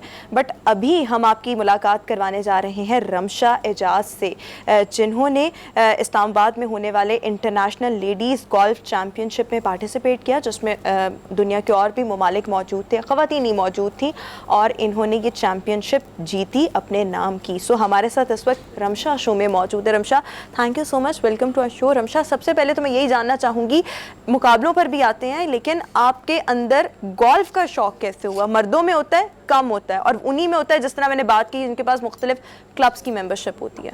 Thank you so much for having me on your show. Golf हमने ऐसे स्टार्ट की थी, आई वाज 12 years old। मेरे बाबा कह रहे थे कि बस बहुत हो गया स्कूल से आके, you are always sitting at home, TV, phone वगैरह, तो you need some physical activity. तो फिर बाबा ने पूरी फैमिली को स्टार्ट करवाया था। स्टार्ट में बहुत ज़्यादा शौक़ नहीं था, लेकिन जब खेलना शुरू किया फिर लाइक शौक़ बड़ा और मज़ा आया, तो फिर थोड़ा सीरियसली अभी लेना। कितना अर्सा हो गया आपको खेलते हुए? अभी आई थिंक मैं 8 years हो गए हैं। अच्छा, और ये जो मुकाबले थे इंटरनेशनल लेडीज़ गोल्फ चैम्पियनशिप, ये हर साल इस तरह का मुकाबला होता है? ये जो है, पहले तो लेडीज़ गोल्फ जो थे पाकिस्तान में ऑलमोस्ट एक्सटिंक्ट हो गई थी, कोई 10 साल हुए हैं कि फिर से रिवाइव हो रहा है। ये टूर्नामेंट स्टार्ट हुआ था कुछ 4-5 साल पहले इस्लामाबाद में, सिर्फ 2 टीम आए थे। फिर उसके बाद लाहौर में ये टूर्नामेंट हुआ तो उसमें भी बहुत काफ़ी टीम्स आई थे। फिर कोविड की वजह से फिर से ये टूर्नामेंट सिर्फ नेशनल लेवल पे रहा, लेकिन इस साल फिर से थाईलैंड की टीम और कतर की टीम आई थी टूर्नामेंट में। ठीक है, यानी थाईलैंड की टीम भी थी, कतर की टीम भी थी। जी हरमीत। अच्छा, तो रमशा, क्या मुल्क से बाहर भी अगर गल्फ के मैचेस हुए हैं तो आपने उसमें शिरकत की है, या नहीं ये पहली बार थी आपकी इसमें शिरकत करना और जीत भी पहली बार? नहीं, मैं 2 टाइम नेशनल चैम्पियन भी रही हूँ और मैं अपने पाकिस्तान को बाहर भी रिप्रेजेंट किया, श्रीलंका में, बांग्लादेश में, वियतनाम में। श्रीलंका में मैंने सिल्वर मेडल भी जीते। और ये इस टूर्नामेंट में थोड़ा लाइक काफ़ी ज़्यादा वो टेंशन वगैरह थी कि थाईलैंड की टीम आ रही है, क्योंकि वो बहुत अच्छे टीम्स की सूरत में खेले हैं। टीम्स की सूरत में भी खेली है, नहीं अब इस मैच में इंडिविजुअल भी खेले इनके टीम्स भी होती है और इंडिविजुअल भी होती है, लेकिन इस दफ़ा पाकिस्तान ने टीम मैच भी जीत ली है और इंडिविजुअल मैंने पाकिस्तान। अच्छा, एक गोल्फर बनने के लिए, ये प्रैक्टिस भी करने के लिए क्या बेसिक स्किल्स क्या होने चाहिए? अगर आप टीवी पे देखें आपको ऐसे नजर आएगा कि गोल्फ बहुत इजी गेम है, बॉल रखा और ठक करके वो उड़ के वहां जहां पे भी जाने गया, बस नहीं, बहुत मुश्किल है। क्योंकि गोल्फ जो है 5 घंटों के ऑलमोस्ट एक पूरा राउंड होते हैं, तो पूरे 5 घंटे आपने अपना कंसंट्रेशन लेवल पूरा रखना है, आपने हाइड्रेशन लेवल भी पूरी रखनी है। उससे पहले आपने प्रैक्टिस बहुत ज़्यादा करनी पड़ती है। देयर 14 डिफरेंट क्लब्स, तो 14 डिफरेंट क्लब से आपने शॉटें मारनी होती है, आपने अपना फिजिकल ठीक रहना पड़ता है, क्योंकि you need the stamina for walking for like 5 hours। और इसके अलावा मेंटल गेम भी एक अपनी स्ट्रॉन्ग रखने, क्योंकि एक शॉट बहुत इजीली स्लिप हो जाता है। तो जितना लाइक लोग जब देखते हैं टीवी पे वगैरह तो इजी लगता है, लेकिन बहुत ज़्यादा मेहनत करनी पड़ती है। कितनी मेहनत की, कितनी प्रैक्टिस की? इस मैच के लिए तो मैंने almost 8 to 10 hours daily practice की है। मोटिवेशन क्या थी? मोटिवेशन यही थी कि पाकिस्तान में जब भी थाईलैंड की टीम आती है तो थाईलैंड बस जीत के जाती है। मैच से पहले भी हमें सब कहते हैं कि हमने प्रेडिक्शन कर ली है, थाईलैंड वाली टीम जीती थी। लाहौर में जब थाईलैंड की टीम आई थी वो भी कोई 15-16 शॉट से जीती थी, और फिर उससे पहले इस्लामाबाद में 20 शॉट से जीती थी थाईलैंड की टीम। तो बस यही था कि इस दफ़ा थाईलैंड को जीतने नहीं दिया, पाकिस्तान में ही फर्स्ट पोजीशन रहे। ठीक है, ठीक। जी हरमीत। अच्छा रमशा, अगर हम देखें आपका मुकाबला जो है, आप जिस तरह आप कह रही हैं बहुत से ममालिक आप गई हैं और आप खेल रही हैं काफ़ी अरसे से, ऐसे में अगर आप देखें, रोमा ने जिस तरह आपसे सवाल किया कि ये एक तो रईसों का शौक़ है, दूसरी बात ये कि ख़वातीन बड़ी कम आती है इस गेम में, तो आपको अब क्या लगता है कि क्या हमारी जो ख़वातीन है वो अब इंटरेस्ट ले रही, दिलचस्पी ले रही कि भैया हमने भी खेलना है, जिस तरह रमशा कमाल कर गई है? पहले बहुत ज़्यादा नहीं था, अभी जो है विमेन ऑर्गेनाइजर्स बहुत ज़्यादा हो गई है। डॉक्टर शामी है, मिसेस मीना ज़ैनब है, तो they organise tournaments, they organise camp जिसमें जूनियर गर्ल्स आती है और भी लेडीज़ आती है। तो आई थिंक इससे बहुत ज़्यादा बढ़ रहा है। और स्पेशली लाइक गोल्फ देखें तो it's like an expensive game, लेकिन पाकिस्तान में लाइक क्लब मेंबरशिप्स वगैरह और ग्रीन फीस और रेंज फीस इतने ज़्यादा नहीं है जितने लाइक अदर कंट्रीज़ में है। बस सिर्फ लाइक अपने किट्स वगैरह because they not manufactured in Pakistan तो वो लेनी पड़ती है, बाकी लाइक अदर कंट्रीज से कंपेयर करें तो इतना ज़्यादा नहीं अच्छा है। देखें, अगर मेरे पास किसी क्लब की लेट्स से कोई मेंबरशिप नहीं है और मैं इस तरह के मुकाबलों में पार्टिसिपेट करना चाहती हूँ, गोल्फ खेलना भी चाहती हूँ, तो क्या क्लब ऐसे लोगों को भी, नॉन मेंबर्स को भी अलाउ करते हैं? आई थिंक टूर्नामेंट्स के लिए तो मेंबरशिप वो ज़रूरी होती है, लेकिन जो कैंप्स होते हैं तो इसमें if you start like going to the camp तो आपको ट्रेनिंग्स वगैरह देते हैं, तो फिर उससे लाइक वो आपके साथ कुछ वो कर लेते हैं कि we send your entry for the tournaments and stuff. अच्छा, तो उसकी बेस पे एंट्री हो जाती है। जी हरमीत, अच्छा, नॉर्मल ट्रेनिंग की बात की, क्योंकि आपने जिस तरह का कि टेलीविजन में बैठ के तो बड़ा आसान लगता है, हमें भी बड़ा आसान लगता था कि भैया जब हम देखें इस्लामाबाद क्लब में जब हमने देखे तो बड़ा मुश्किल ही लगता है। तो ऐसे में अगर शौकिया, जाहिर बात है उसने अगर खेलना भी आगे है, लेकिन अगर वो शौकिया ना चाह रहा है तो उसके लिए ट्रेनिंग की कितनी ज़रूरत होती है? अब हमारी रोमा है, इसको हमारी तरह बड़े शौक होते हैं हर चीज़ करने के, अगर ये आना चाहे तो कितनी ट्रेनिंग की ज़रूरत होती है ताकि वो खेल सके मुख्तलिफ क्लबों के साथ?